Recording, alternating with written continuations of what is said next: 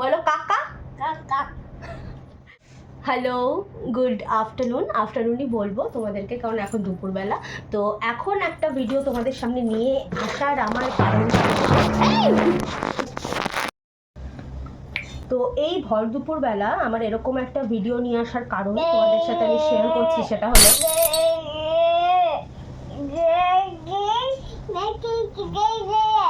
মামার ভিডিও করছি আমি। সেটা হলো নমস্কার, আমি ইয়েস, এটা দিয়ে ব্রাশ করতে হয়। তো আমি কিভাবে কথাগুলো বলবো আমি বুঝতে পারছি না। আমার মেয়ে এত দুষ্টু বললে তো তোমরা আমাকে আবার খ্যাকা করে ধরবে।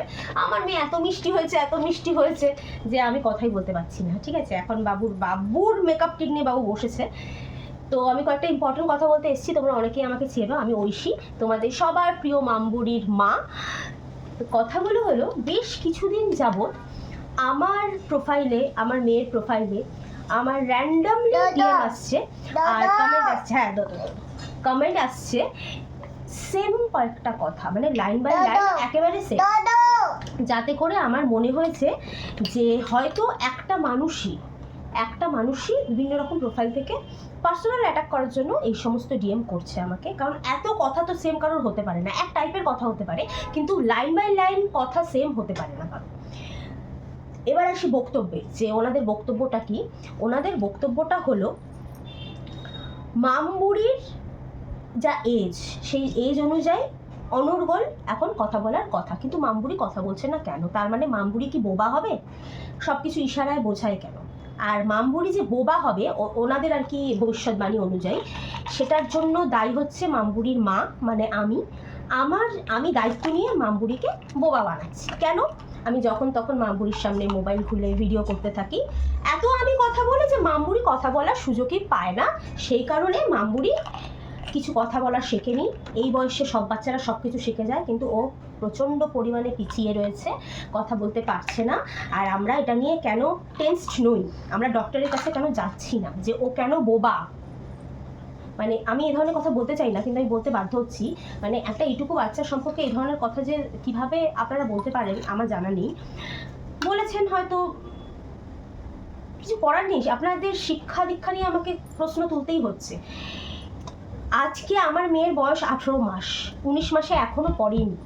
আমি জানি না কোন বাচ্চাটা 19 মাসে অনর্গল কথা বলা শিখে যায়, আমার তো জানা নেই। কারণ আমার চোখের সামনে আমার ভাই বোন যাদের আমি দেখেছি, বা আমি আমার মাকে জিজ্ঞেস করেছি, বা আমি আমার শাশুড়ি মাকে জিজ্ঞেস করেছি যে আমার হাজব্যান্ড কি শিখেছিল কিনা। কারণ আপনাদের এই ধরনের কথা আমাকে একটু হিট করেছিল। বেবি তো বেবিকে নিয়ে মায়েরা সবসময় একটু সেন্সিটিভ হয়। তখন ওনারা বলে, না পাগল নাকি, 2 বছর আগে কিছুই শেখে না, একটু কথা বলে 2 বছরের আশেপাশে সময় শেখে। তো ও যে একেবারে কথা বলতে পারে না তা কিন্তু নয়। হয়তো ভিডিওর সামনে ও বলে না, ও অনেক কথা বলতে পারে, সেন্টেন্স বলতে পারে না, কিন্তু বিভিন্ন রকম জিনিস বুঝিয়ে দেবে। বাবা মা, কাকা, দাদা, দিদি, মাসি, পিসি, এগুলো সব বলতে পারে। আমি এই সমস্ত কথা এইভাবে যে বলবো আপনাদের সাথে আমি ভাবতেও পারিনি, কিন্তু আমাকে বলতে হচ্ছে। এবার আসি আপনাদের এই চিন্তাধারা নিয়ে কিছু কথা বলার জন্যে। আপনাদের কাছে তো প্রচুর সময়, ঠিক আছে, যে কোন বাচ্চার অবনতির জন্য তার মা দায়ী সেটা খুঁজে বের করার জন্য। তো সেই সময়টা আপনারা একটু গুগল করে কাজে লাগাতে পারেন। এতে করে দুটো সুবিধে আছে, একটা হচ্ছে আপনাদের শিক্ষাটা বাড়বে, আর দ্বিতীয়ত জ্ঞান অর্জন করতে পারবেন। ফার্দার কাউকে হার্ট করবেন না, এই ধরনের বোকা কোয়েশ্চেন করে নিজেকে বোকা সাব্যস্ত করবেন না, এইসব লাভ হবে। সেটা হলো, আপনারা গুগল করে দেখবেন একটা উচ্চবিত্ত ফ্যামিলি, একটা মধ্যবিত্ত ফ্যামিলি আর একটা নিম্নবিত্ত ফ্যামিলির মধ্যে গবেষণায় কি বলে, সেটা হলো একটা উচ্চবিত্ত ফ্যামিলির বাচ্চারা অনেক বেশি কথা শেখে। একটা 3 বছর বয়সী বাচ্চা, বলে বাবা রে, একটা 3 বছর বয়সী বাচ্চা খুব সুন্দর, মা ওয়াও সো প্রিটি, অনেক বেশি কথা শেখে। এই কারণ হচ্ছে ওদের সামনে অনেক বেশি ওয়ার্ড উচ্চারিত হয়, মানে বাবা মা অনেক বেশি কথা বলার সুযোগ পায়, বা ওনাদের কালচারে এরকম যে কথা বলে, তাদের সাথে হয়তো তাদের মা বাবারা কথা বলেছিল। একটা মধ্যবিত্ত ফ্যামিলি তার থেকে কম, কারণ বাবা মা দুজনই জব করে, বিজি থাকে, সেই টাইমটা হয়তো সন্তানকে সেরকমভাবে দিতে পারে না, বা টায়ার্ড হয়ে যায়, বিভিন্ন রকম কারণে। আর একটা নিম্নবিত্ত ফ্যামিলিতে, আমি এসব গুগল করতে বাধ্য হয়েছি আপনাদের জন্য, মানে ভাবুন আপনারা কি করতে পারেন। একা হাতে গোটা সংসার সামলে একটা বাচ্চাকে রেজ করে আমি আবার গুগলও করছি, ঠিক আছে, ভিডিও বানিয়ে। একটা নিম্নবিত্ত ফ্যামিলির বাচ্চারা তুলনামূলকভাবে উচ্চবিত্ত আর মধ্যবিত্ত ফ্যামিলির থেকে অনেক কম কথা শেখে। 3 বছরের বয়সী একটা বাচ্চা, একটা এজ আমি জাস্ট ধরে নিলাম। এর কারণ হলো তাদের শেখানো হয় চুপ করে থাকো, বেশি কথা বলো না, বা তাদের মা বাবারা এত টাইম দেয়ও না বাচ্চাদেরকে কথা বলতে। হ্যাঁ মা, ওয়াও পিঙ্কি পিঙ্কি, দেখি দেখি এখানটা দেখি তুমি চা বানাও, এই না এটার মধ্যে এটা দিয়ে চা বানাও, এই যে। তো আমি এটা রিসার্চ করে জানতে পারি, তো আপনারাও করতে পারেন, কোনো অসুবিধা নেই, গুগলেই আছে।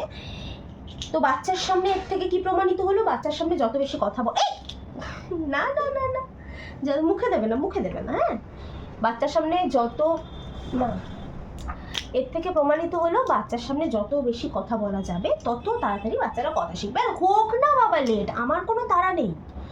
তোমরা যারা concern, sorry so called concern, তাদের উদ্দেশ্যে আমার বলা, সবার উদ্দেশ্যে না, প্লিজ আমাকে একটু ক্ষমা করে দেবেন আমি যদি ছোটো মুখে একটু বেশি কথা বলে থাকি।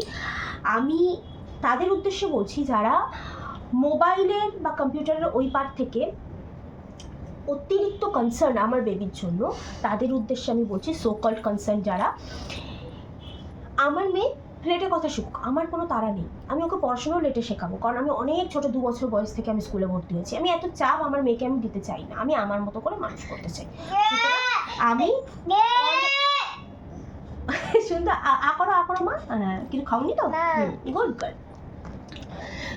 তো আমার তাড়া নেই কোনো, আমার হাজব্যান্ডের তাড়া নেই। তো আমাদের বাচ্চাকে আমাদের মতো মানুষ করতে দিই। আর নিজেদের চরকাগুলো দেখুন, ওই যে দুলে পুরো শুকনো হয়ে পড়ে রয়েছে, ওখানে একটু বরং তেল ঢালো, আমার চরকা আমাকেই তেলটা ঢালতে দিন, ঠিক আছে।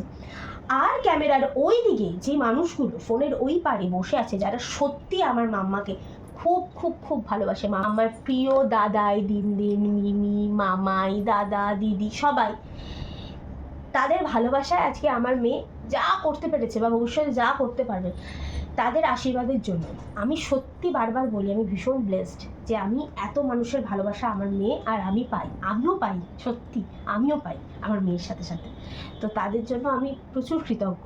বাট এই ধরনের কমেন্ট যারা করছো, মানে সোশ্যাল মিডিয়াতে জাস্ট বিকজ আমি ভিডিও বানাই বলে তোমরা যা ইচ্ছে তাই বলে যাবে, যা ইচ্ছা তাই বলার রাইট তোমাদের আছে, সেটা কিন্তু নয়।